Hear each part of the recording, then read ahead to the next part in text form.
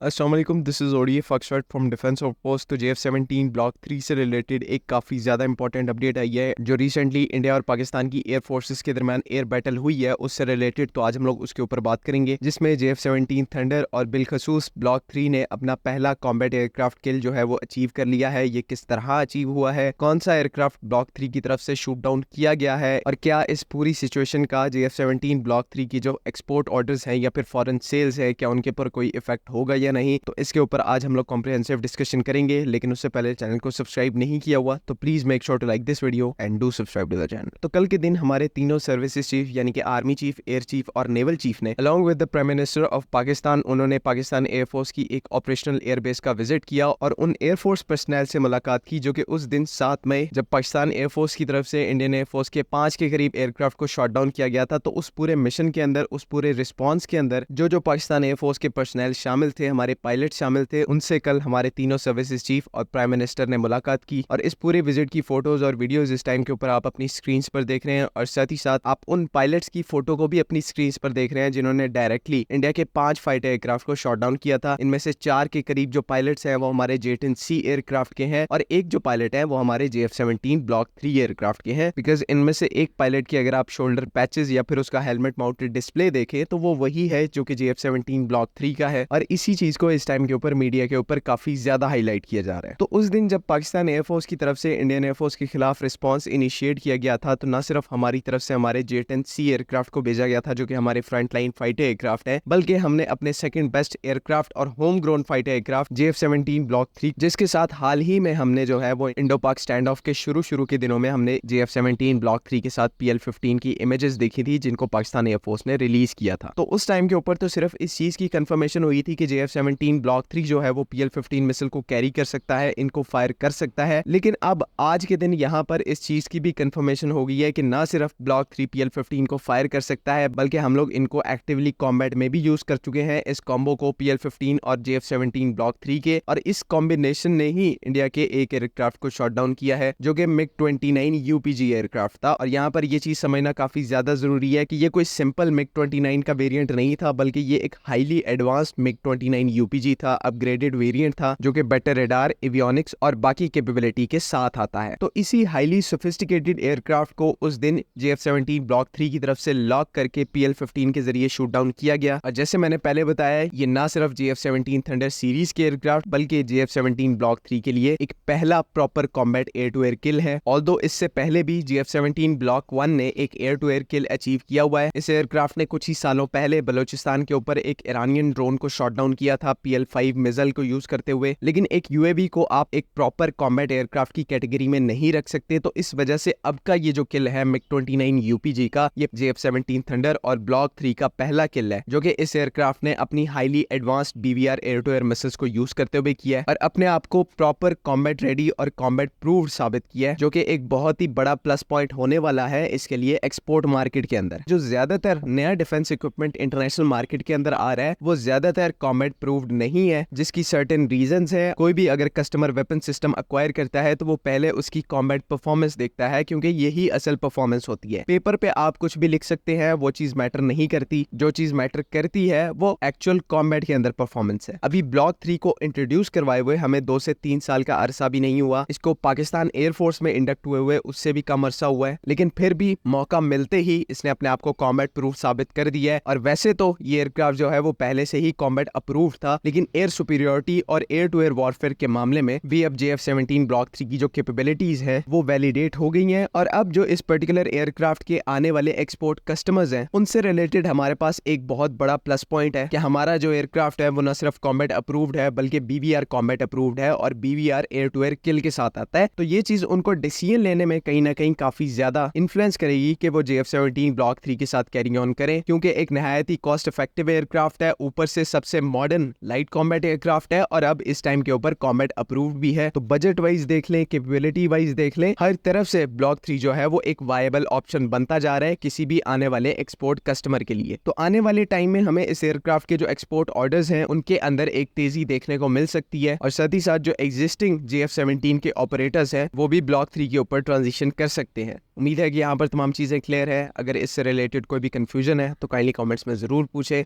बाकी अगली वीडियो तक के लिए अल्लाह हाफिज। पाकिस्तान जिंदाबाद।